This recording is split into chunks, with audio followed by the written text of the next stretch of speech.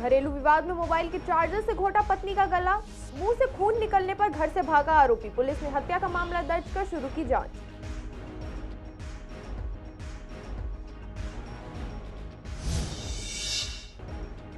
बदमाश ने युवक के पेट में मारा चाकू। बदमाश मोबाइल लूटने की कर रहा था कोशिश। पुलिस ने हत्या की प्रयास के धारे में प्राथमिकी की दर्ज।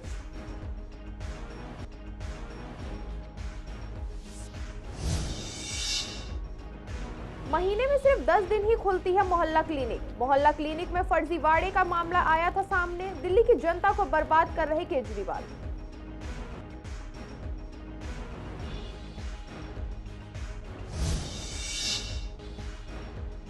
एटीएस द्वारा एक ड्रग तस्कर को किया गिरफ्तार। आरोपी के पास से 70 ग्राम हेरोइन हुई बरामद। मामले में आगे की जांच है जारी।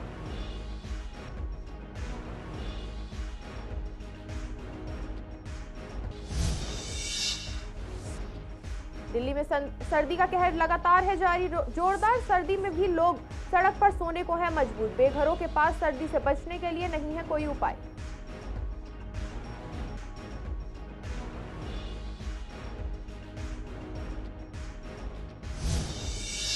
नमस्कार, स्वागत है आपका पूर्वी दिल्ली खास में। मैं प्रगति मिश्रा। कुछ खास खबरों के साथ करते हैं बुलेटिन की शुरुआत। भजनपुरा थाना क्षेत्र में नूर इलाही इलाके में एक पति ने घरेलू विवाद में मोबाइल के चार्जर से पत्नी का गला घोंट दिया। जब महिला के मुंह से खून निकलने लगा तो आरोपित घर से भाग गया। पड़ोसियों ने गंभीर हालत में महिला को जगप्रवेश चंद अस्पताल में भर्ती करवाया। पुलिस ने हत्या के प्रयास की धारा में एफआईआर दर्ज करके आरोपित हफीज को गिरफ्तार कर लिया है। महिला के भाई का आरोप है कि शादी के बाद से ही उनके जीजा ने उनकी बहन को परेशान करना शुरू कर दिया था। जाफराबाद इलाके में युवक से एक बदमाश मोबाइल लूटने लगा। विरोध करने पर युवक ने पेट में उसके चाकू घोंप दिया। उसे लहूलुहान करके बदमाश उसका मोबाइल ले उड़ा। पीड़ित की शिकायत पर जाफराबाद थाना पुलिस ने हत्या के प्रयास की धारा में प्राथमिकी दर्ज की।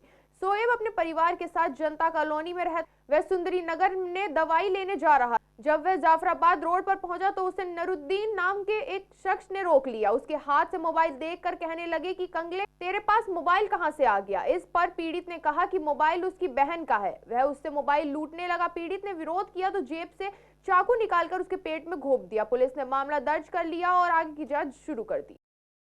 एलजी के मोहल्ला क्लिनिक मामले में सीबीआई आदेश के बाद पूर्वी दिल्ली में स्थित बिहारी कॉलोनी मोहल्ला क्लिनिक का जब हमने जायजा लिया तो जनता का कहना था कि मोहल्ला क्लिनिक महीने में 10 ही दिन खुलते हैं। वहीं मौके पर निगम पार्षद भारत गौतम मौजूद थे। उनसे जब हमारे संवाददाता ने बात की तो उन्होंने केजरीवाल के स्वास्थ्य विभाग का घेराव करते हुए कहा कि पहले दारू और अब दवाई, ऐसा करके दिल्ली की जनता को क्यों दुखी किया जा रहा है। आपको बता दें कि दिल्ली में केजरीवाल सरकार की ओर से चलाए जा रहे मोहल्ला क्लिनिक में फर्जीवाड़े के आरोप की सीबीआई जांच कर राज्यपाल वीके सक्सेना ने आदेश दिए हैं। स्वास्थ्य विभाग की जांच में सामने आया है कि यहां ऐसे मरीजों को लैब टेस्ट कराए जा रहे थे जो वास्तव में थे ही नहीं। ऐसा प्राइवेट लैब को फायदा पहुंचाने के लिए किया जा रहा था। आम आदमी पार्टी के नित नए घोटाले सामने आ रहे हैं। अभी एक सप्ताह पहले की बात है कि अस्पतालों में नकली दवाओं का घोटाला सामने आया था और कल फिर एक और घोटाला, इनके मोहल्ला क्लिनिकों में फर्जी लैब टेस्ट घोटाला। फर्जी मरीजों के जरिए प्राइवेट लैब्स को फायदा पहुंचाया जा रहा है। एक एक मोबाइल नंबर पे 35 टेस्ट किए जा रहे हैं। आप देख रहे हैं कि आम आदमी पार्टी लगातार भ्रष्टाचार में डूबी हुई है। देखिए, केजरीवाल सरकार के लगातार एक दिन में नए नए घोटाले निकल के आ रहे हैं। अभी आपने हाल ही में दवाई घोटाला देखा, उससे पहले दारू घोटाला देखा और अभी 2 दिन पहले एक नया घोटाला मोहल्ला क्लिनिकों पे जांच घोटाला।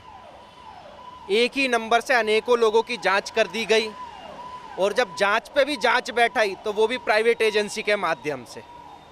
ये स्पष्ट होता है कि केजरीवाल सरकार जो लगातार दिल्ली में भ्रष्टाचार कर रही है, मोहल्ला क्लिनिक की आड़ में भी जनता के स्वास्थ्य से खिलवाड़ कर रही है। पहले नकली दवाइयाँ दी, उसके बाद नकली जांच करके दिल्ली के लोगों को मारने की कागार पे लेके आ रही है केजरीवाल सरकार। ये काफ़ी बंद रहता है। कई बुजुर्ग बेचारे आते हैं जाते हैं, उनको एक दिन की दवाई मिलती है, 4-5 दिन की नहीं मिलती। बहुत डिस्टर्ब होते हैं लोग। ये रेगुलर नहीं खुलता, तो इस पर कुछ ना कुछ अंकुश लगना चाहिए कि ये अपना काम ठीक करें।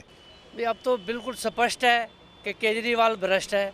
हर चीज़ में घोटाला, पहले दारू में, अब दवाइयों में भी घोटाला। तो ये तो जितनी जल्दी ये निमट जाए उतनी जल्दी दिल्ली की जनता की जान सुखी हो जाएगी। क्लिनिक है हफ्ते तक खुलती है, 15-20 दिन तक बंद रहती है। यहाँ जो भी मरीज आता है वो वापसी चले जाता है। यहाँ का सुविधा सही नहीं है। हाँ, बंद नहीं रहना चाहिए। कंटिन्यू यहाँ पे आते हैं पेशेंट दिखाने के लिए और ऐसी हालत में वापस भी चले जाते हैं, उनको प्रॉब्लम होती है। एजेड भी आते हैं और मैं तो वहाँ कांति नगर डिस्पेंसरी जाती हूँ, प्रेगनेंसी भी है तो उन्हें लेके जाती हूँ, बार बार जाती हूँ, आ जाती हूँ वापस के डॉक्टर है ही नहीं। जब भी पूछो तो कहेंगे 1 महीने बाद आएंगे, 2 महीने बाद आएंगे। जो रिपोर्ट्स के अंदर जो धोखाधड़ी इन्होंने करी है कि ये उसमें नंबर नहीं डाले गए या उसके अंदर नाम कॉमन है, मोबाइल नंबर कॉमन है, तो इसकी जांच जब होगी पूरी तरह से तो इसके अंदर भी घोटाला निकल के आएगा। पहले इन्होंने शराब का घोटाला किया, अब ये दवाई का घोटाला करने लग रहे हैं। तो जो जनता को किसी भी तरह से मदद नहीं कर सकते तो उनके ऊपर तो कार्रवाई जरूर होनी चाहिए। पूर्वी दिल्ली जिले की एटीएस की टीम द्वारा एक ड्रग्स तस्कर को गिरफ्तार किया गया। उसके पास से 70 ग्राम हेरोइन बरामद हुई है। पूर्वी जिले की पुलिस उपायुक्त अमृता गुलोत ने बताया गिरफ्तार आरोपी की पहचान अनिल भंगवाला के रूप में हुई है। डीसीपी ने बताया कि एटीएस के इंस्पेक्टर गौरव चौधरी के नेतृत्व में टीम का गठन किया गया। टीम ने थाना मंडावली क्षेत्र में गुरुद्वारा रविदास कैंप मटर डेयरी के पास जाल बिछाया और एक युवक को पकड़ लिया। उसकी तलाशी लेने पर उसके पास से 70 ग्राम हेरोइन बरामद हुई। थाना मंडावली ने एनडीपीएस अधिनियम के तहत मामला दर्ज कर आगे की जांच शुरू की। राजधानी में इस समय 322 रैन बसेरे बने हुए हैं, जिसमें अधिकतम 17,000 से ज्यादा लोग रात बिता सकते हैं। लिहाजा सभी बेघर इन रैन बसेरों तक पहुंच नहीं पाते हैं और दिसंबर से जनवरी के बीच जब ठंड का कहर ज्यादा बढ़ जाता है तो इनके लिए ठंड में बाहर खुले में जिंदा रह पाना ही एक चुनौती बन जाता है। इसे लेकर जब हमारे संवाददाता विवेक पठानिया ने पूर्वी दिल्ली का जायजा लिया तो पाया कि सड़क किनारे लोग ठंड में सिकुड़ गए हैं। जब हमने उनसे बात की तो वो कैमरे के आगे अपना दुख नहीं बता पा रहे थे। उनकी बस यही आशा बची है कि सरकार उनके लिए कुछ सोचे और सर्दी से बचने के लिए कुछ इंतजाम करे। बेघरों का कहना है कि गर्मी तो हम किसी तरह सह लेते हैं, लेकिन सर्दी से बचने का कोई उपाय नहीं है। अब सरकार का क्या करना चाहिए? सरकार कुछ हम लोग की तरफ देखभाल करती नहीं, क्या करें हम? वहाँ गांव में है, यहाँ नहीं कुछ हुए। अब मांग क्या जो दे दे सरकार जी, क्या बताऊँ। हाँ, सुविधा तो कुछ देना चाहिए और क्या। थाना पांडव नगर पुलिस टीम द्वारा शराब तस्करों को गिरफ्तार किया गया। उसके कब्जे से 89 क्वार्टर अवैध शराब बरामद की गई है। पूर्वी जिले की डीसीपी अमृता गुलोत ने बताया गिरफ्तार आरोपी की पहचान मानिक हल्दर के रूप में हुई है। दरअसल थाना पांडव नगर की पुलिस क्षेत्र पे गश्त पर थी। गश्त के दौरान उन्होंने सीएनजी मदर डेयरी समसपुर के पास एक व्यक्ति को अपने सिर पर प्लास्टिक बैग ले जाते हुए देखा। पुलिस को देखकर व्यक्ति ने बैग को छिपाने की कोशिश की। पुलिस को शक होने पर व्यक्ति को रोका गया और प्लास्टिक बैग के बारे में पूछताछ की गई, लेकिन वह ठीक से जवाब नहीं दे पाया। इसके बाद पुलिस ने बैग की जांच की तो उसके पास से 89 क्वार्टर अवैध शराब यानी कि मोटा मसालेदार देसी शराब बरामद की गई। थाना पांडव नगर ने उत्पाद शुल्क अधिनियम के तहत मामला दर्ज किया और मामले में आगे की जाँच जारी है। मैं भी केजरीवाल जन संवाद कार्यक्रम का शुभारंभ किया गया है। पहला कार्यक्रम आज शहादरा वार्ड नंबर 215 में बाबूराम स्कूल से प्रारंभ किया गया, जहां पर दिल्ली विधानसभा अध्यक्ष रामनिवास गोयल और विधायक कुलदीप कुमार मौजूद रहे। अरविंद केजरीवाल ईडी के तीसरे समन के बाद भी जब ईडी कार्यालय में पेश नहीं हुए और विधायक पार्षद पार्टी के नेताओं से राय परामर्श हुआ भी अगर ईडी को उनको गिरफ्तार करती है तो क्या उन्हें जेल से सरकार चलानी चाहिए। जब इसकी सहमति हमें मिली तो कि एक नया कार्यक्रम आम आदमी पार्टी ने दिल्ली की जनता के सामने पेश किया है, जिसका नाम है मैं भी केजरीवाल। आम आदमी पार्टी के दिल्ली प्रदेश उपाध्यक्ष एवं विधायक कुलदीप कुमार का कहना है कि मैं भी केजरीवाल कैंपेन के दौरान उनके विधायक पार्षद और पार्टी के वरिष्ठ नेताओं से लेकर वॉलंटियर तक दिल्ली के 24 लाख परिवारों से मिले और मिलने के बाद सबने एक ही सूत्र में कहा कि अरविंद केजरीवाल को दिल्ली की सत्ता से इस्तीफा नहीं देना चाहिए। यदि उनको ईडी गिरफ्तार करती है तो उनको जेल से सरकार चलानी चाहिए। यहाँ पर महिलाओं ने जब अपनी राय दी तो उन्होंने कहा कि मैं भी केजरीवाल कार्यक्रम में शामिल होने आई हूँ और केजरीवाल को यदि ईडी गिरफ्तार करती है तो उन्हें जेल से सरकार चलानी चाहिए। देखिए, संवाद और हस्ताक्षर अभियान, इसके अभी तक पार्टी ने, संगठन ने 2 पहलू तय किए। पहला हस्ताक्षर अभियान चला और हस्ताक्षर अभियान से मेरी विधानसभा में लगभग 20,000 लोगों ने इस पर सहमति दी है कि केजरीवाल जी को जेल से ही सरकार चलानी चाहिए। हैंडबिल बटे पार्टी ने तय किया कि इस ढंग से जनसंवाद हो। ये जनसंवाद हमने बहुत पहले भी किए थे, उस वक्त विषय दूसरे थे। इसके लिए जनसंवाद शाहदरा विधानसभा को चुना गया कि यहाँ से शुरुआत हो और ये कुल 4 दिन पहले की बात है। और इस 4 दिन में इतनी बड़ी संख्या में आप लोगों ने देखा है, लोग आए हैं शाहदरा के, मैं उनका आभार भी व्यक्त करता हूं। और उन्होंने अपनी सहमति भी दी कि केजरीवाल जी को गिरफ्तार होने पर सरकार जेल से चलानी चाहिए। और ये सहमति का चौथा चरण है। पहले सहमति ली गई विधायकों से, फिर सहमति ली गई निगम पार्षदों से, फिर सहमति ली गई संगठन के लोगों से, फिर पंजाब के विधायकों से। सबसे सहमति लेने के बाद ये निर्णय हुआ कि केजरीवाल जी जेल से सरकार चलाएंगे। लेकिन केजरीवाल जी के सामने जब ये बात रखी, उन्होंने कहा नहीं, आपकी सहमति से नहीं, मुझे जनता की सहमति चाहिए। और जनता की सहमति के जब केजरीवाल जी की इच्छा प्रकट की तो हस्ताक्षर अभियान हुआ। और अब ये जनसंवाद प्रत्येक वार्ड में एक जनसंवाद होगा और 10 तारीख तक ये सारे कंप्लीट होंगे। दिल्ली के 24 लाख लोगों के घर में हम गए थे, उन्होंने कहा था कि अरविंद केजरीवाल जी को अगर इस षड्यंत्र के तहत जेल में भेजते हैं इस फर्जी घोटाले में, तो उनको इस्तीफा नहीं देना चाहिए। उनको दिल्ली के लोगों के लिए सरकार चलानी चाहिए जेल से, क्योंकि उन्होंने दिल्ली के लोगों के लिए अच्छे काम किए हैं। बिजली का, पानी का, शिक्षा का, स्वास्थ्य का, बुजुर्गों तीर्थ यात्रा का, महिलाओं को बस में ट्रैवल का काम किया है। इसलिए वो सरकार चलाएं, दिल्ली के लोग उनके साथ हैं। और आज ये जनसंवाद के माध्यम दिल्ली के लोगों के बीच में हम गए हैं। हमने ये विश्वास अगर मैं आज जनसंवाद किया है, दिल्ली के 250 वार्डों में जनसंवाद होगा। न्यू उस्मानपुर इलाके में युवक से मारपीट कर बदमाश युवक का पर्स उड़ा ले गया। पर्स में 9,000 रुपए और जरूरी कागजात थे। उस्मानपुरी थाना पुलिस ने FIR दर्ज की है। सलीम गांधीनगर में कपड़े की दुकान पर काम करते हैं। वो दुकान से घर लौट रहे थे। जब वह तीसरे पुस्ते पर पहुंचे तब 3 लोगों ने छीना झपटी करना शुरू कर दिया। विरोध करने पर उनसे मारपीट भी की और उनकी जेब से पर्स निकाल कर ले गए।